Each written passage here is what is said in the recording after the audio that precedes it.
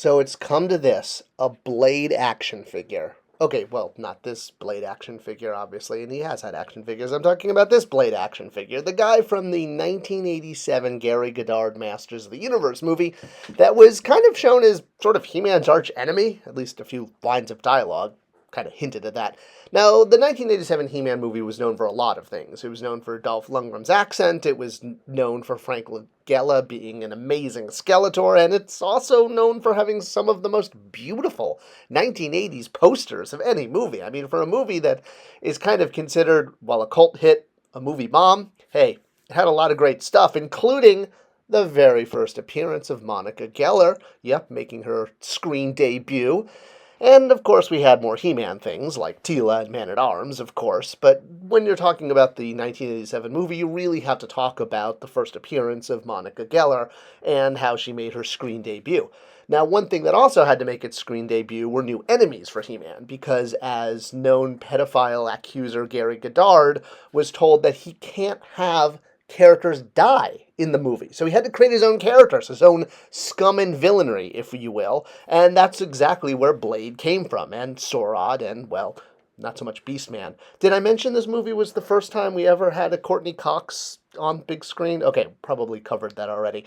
So yes, Blade was introduced specifically as a character that could potentially be killed off, much as Sorod was, because Mattel forbid Calico Films from killing any of their characters because it felt like kids wouldn't like that.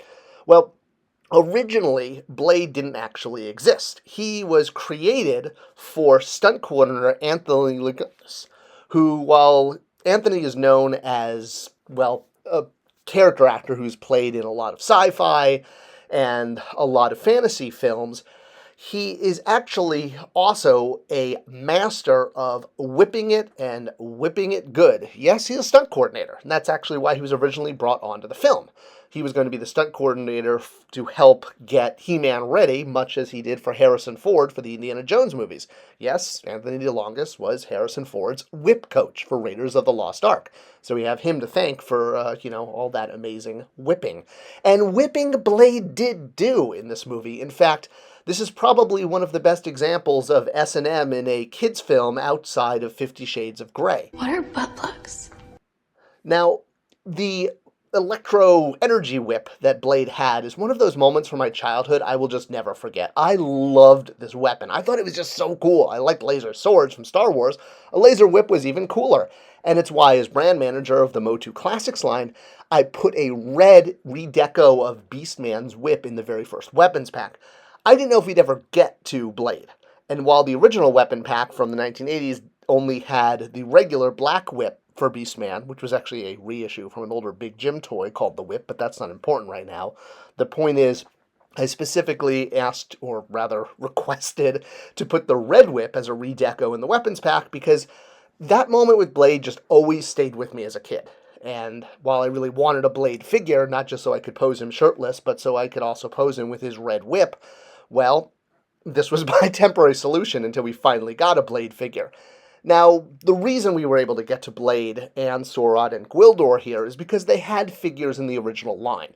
Mattel only had access to characters that were in the original toy line, especially when it came to the license for the 1987 film. Super 7 was able to find a way around that by doing figures based on concept art, calling it the William Stout collection. William Stout was the concept artist, along with Ralph McQuarrie, but that's a YouTube video for another time. So that was sort of their loophole, since William Stout kind of had an iffy relationship with Mattel and didn't specifically want Mattel making toys based on his work. Again, YouTube video for another time. So Blade sort of fell into that crevice or loophole, if you will, that allowed us to make him in Classics because he had a vintage figure. But you will notice there were some differences between the vintage figure and the Classics one, and that actually became part of the issue. See, the original figure, the armor was, well, all gray, and there was less detail on it. It was basically a cost-reduced version based on the 87 movie, but made available for kids back in the 80s. And while the weapons had no deco, they were at least cast in a dark gray that made them look nice.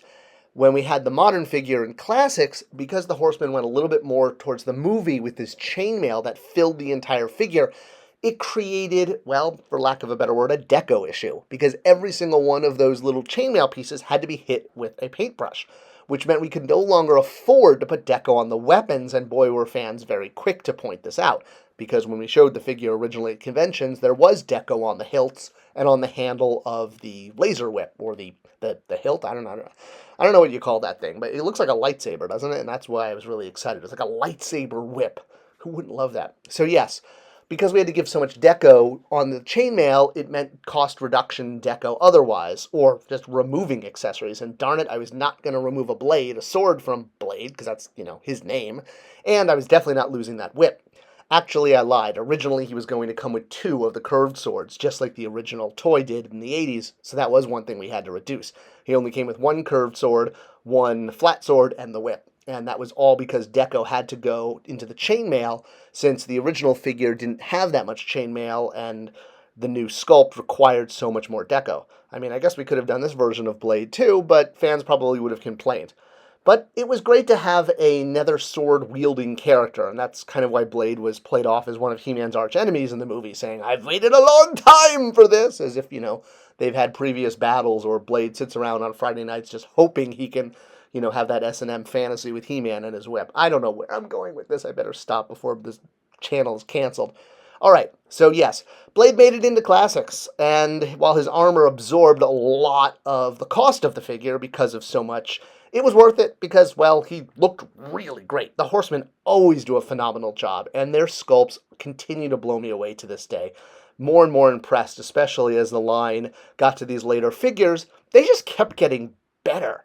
And it's one of the great things, and I'm so glad we were able to get to Blade, even though I took that early shortcut putting the whip in the weapons pack, because honestly, I wasn't sure we'd ever get this deep. But we did, and that's what's so great, because the fans supported the line, and because of that, we were able to get so deep that we did every character that was in the original line.